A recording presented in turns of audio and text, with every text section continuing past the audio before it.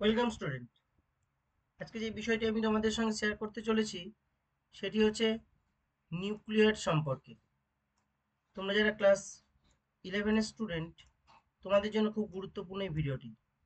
Class 11-এর same one বা semester ওয়ানের জন্য এই ভিডিওটি, তাই তোমরা খুব ভালো করে ভিডিওটি লক্ষ্য করো। যদি কোনো প্রশ্ন থাকে এই সংক্রান্ত, তোমরা কমেন্ট বক্সে এসে প্রশ্ন করবে, আমি তোমাদের প্রত্যেকের উত্তর দিয়ে দেবো। নিউক্লিয়েট কি? What is nucleate?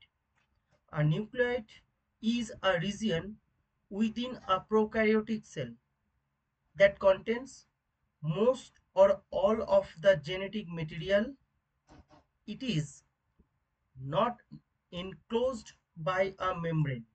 ওকে, আমরা জানি ব্যাকটেরিয়ার মধ্যে বা প্রোক্যারিওটিকের মধ্যে আদর্শ নিউক্লিয়াস থাকে না, কিন্তু তার মধ্যে নিউক্লিয়াসের মতো একটি মেটেরিয়াল থাকে, যেটাকে আমরা বলি জেনেটিক মেটেরিয়াল। যেহেতু প্রোক্যারিওট এর মধ্যে আদর্শ নিউক্লিয়াস থাকে না, তাই সেই জেনেটিক মেটেরিয়াল যেটা কয়েলড অবস্থায় থাকে সেইটিকে আমরা কি বলছি? নিউক্লিয়েট। তাহলে নিউক্লিয়েটটা কি না? নিউক্লিয়েট হচ্ছে এমন একটি সুপার কয়েল স্ট্রাকচার যেটা জেনেটিক মেটেরিয়াল হিসাবে কাজ করে, যেটা কোনো মেমব্রেন দ্বারা এনক্লোজ থাকে না প্রোক্যারিওটিক সেলের মধ্যে। সেই অংশটিকে বলছি আমরা কি? Nucleate. The prokaryotic nucleoid comprises about 60% of DNA and 40% of RNA. That means in nucleoid of bacterial cell এর মধ্যে ডিএনএ থাকছে এবং আরএনএ থাকে।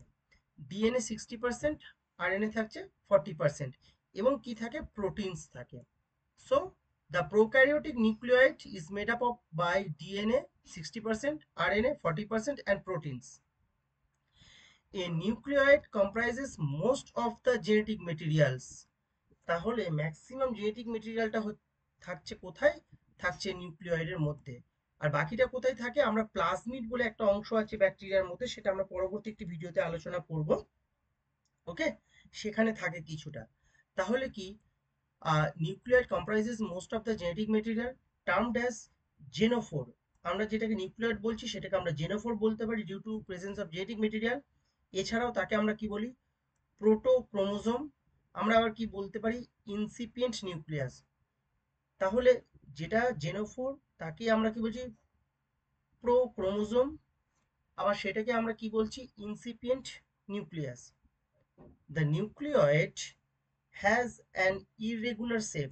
তার মানে এর কোনো নির্দিষ্ট আকার থাকে না, নির্দিষ্ট কোনো রেগুলার শেপ থাকে না, যেটা আমরা প্রকৃত নিউক্লিয়াসের ক্ষেত্রে দেখতে পাই।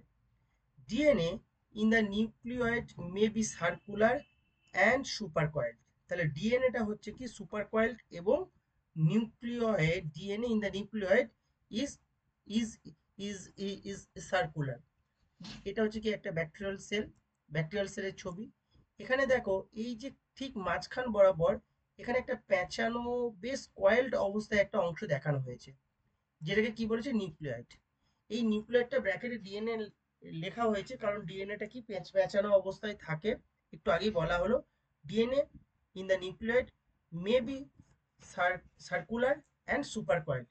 এই যে স্ট্রাকচারটা, এই যে কেন্দ্রে যে স্ট্রাকচারটা আমরা এখানে দেখিয়েছি আর কি, এই স্ট্রাকচারটাকে আমরা কি বলছি? Nucleoid or genophore or prochromosome or incipient nucleus. আবার একে আমরা কি বলি? ব্যাকটেরিয়াল মেন জিনোমও বলতে পারি। Bacterial main genome. ওকে, বেশ। এবার আমরা তাহলে এই ভিডিওর যেটা পরবর্তী স্লাইড, সেই স্লাইডটা আমরা লক্ষ্য করি। এখানে আমরা কি দেখতে পাচ্ছি? এখানে দেখো লেখা রয়েছে হাউ টু ভিউ নিউক্লিয়েট। একটা ব্যাকটেরিয়াল কোষে নিউক্লিয়েটকে আমরা কি করে ভিউ করতে পারি, দেখতে পারি কি করে। ওকে, এটা হচ্ছে বিষয়। The nucleoid of prokaryotic cell can be viewed by electron micrograph. Okay, electron মাইক্রোগ্রাফের মিনস মাধ্যমে আমরা দেখতে পারি, ইলেকট্রন মাইক্রোস্কোপিকের হেল্প নিয়ে। নেক্সট হচ্ছে কি? When the specimen is stained, মানে তাকে স্টেন করতে হবে, stained with the Feulgen stain. এই নামটা মনে রাখতে হবে, খুব ইম্পর্টেন্ট এমসিকিউ এর জন্য। ফালজেন স্টেন দ্বারা কি করা হচ্ছে? স্পেসিমেনটাকে স্টেন দেওয়া হচ্ছে। The nucleate can can be seen under a light microscope. The Fulgen stain makes the DNA visible. ওকে, তাহলে আমরা যখন কোনো একটা স্পেসিমেনকে ফালজেন্স স্টেন দেবো, তাহলে সেই ফালজেন্স স্টেনে আমরা কি না ডিএনএটাকে ভিউ করতে পারবো। when the specimen is stained with DAPI, DAPI এর পুরো নামটা আমি এখানে লিখে দিয়েছি, 4'6 ডাইঅ্যামিডিনো 2 ফিনাইল ইন্ডোল। ওকে, তাহলে এই ডিএপিআই অ্যান্ড ইথিডিয়াম ব্রোমাইড, এটাকে আমরা আবার ইটিবিআরও বলি, ethidium bromide, the nucleoid can be seen by fluorescence microscope and staining techniques।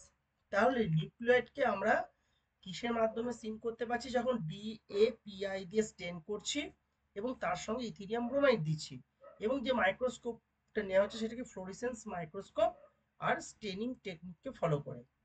আচ্ছা, আর এখানে আমরা ডিএনএ কে কি করে ভিউ করছি, ফালজেন্স স্টেন দিয়ে।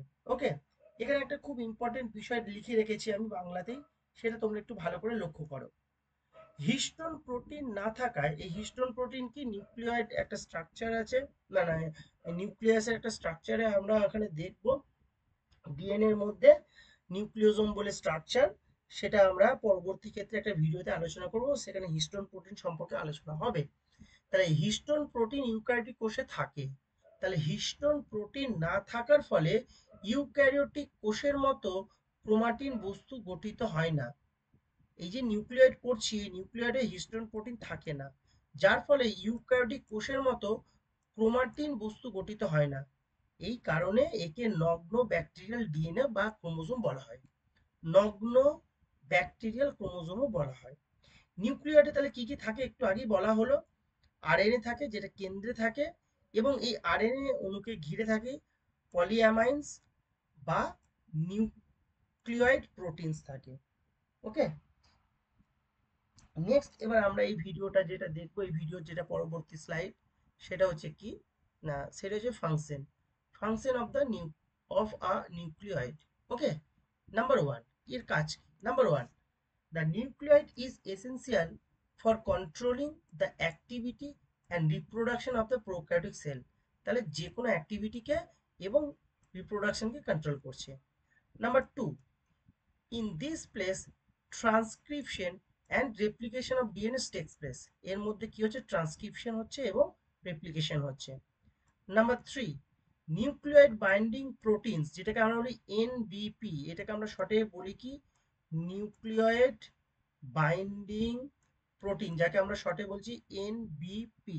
ওকে, এই এনবিপি কি করছে, NBP are abundant and have a lower molecular mass.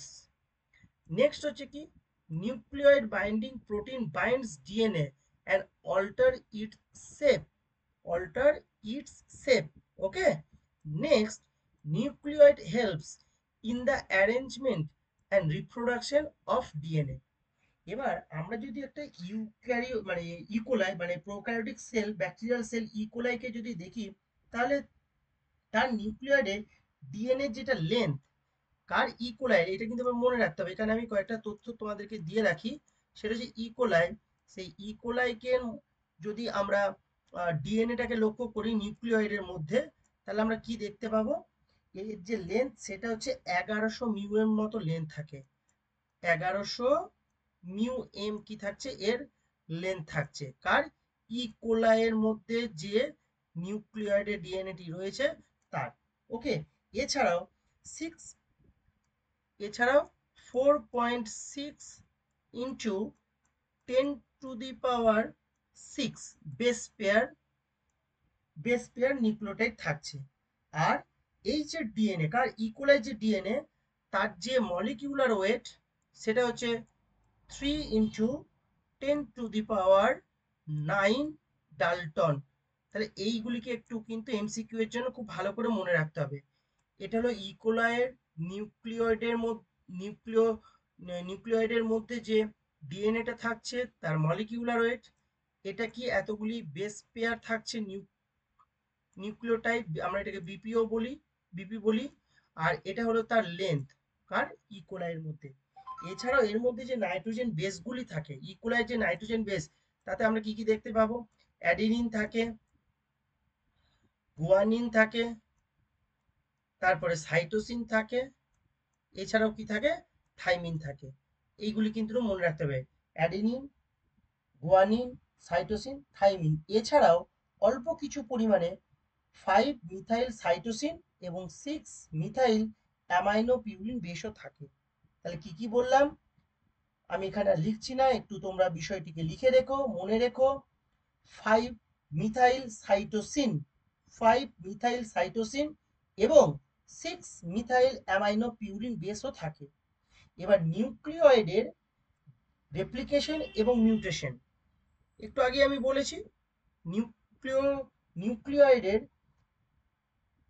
Replication এবং মিউটেশন, এই যে বৈশিষ্ট্য আছে, এই বৈশিষ্ট্যের বংশানুক্রম বা বংশানুসরণ ক্ষমতা বর্তমান। নিউক্লিওয়েডের রেপ্লিকেশন, মিউটেশন এবং বৈশিষ্ট্যের বংশানুসরণ ক্ষমতা বর্তমান। ওকে, তাহলে আজকে এটুকুই তোমাদের সঙ্গে শেয়ার করা ছিল। তোমাদের যদি এই সংক্রান্ত কোনো প্রশ্ন থাকে তোমরা কমেন্ট বক্সে এসে প্রশ্ন করবে, আমি তোমাদের প্রত্যেকের উত্তর দিয়ে দেবো।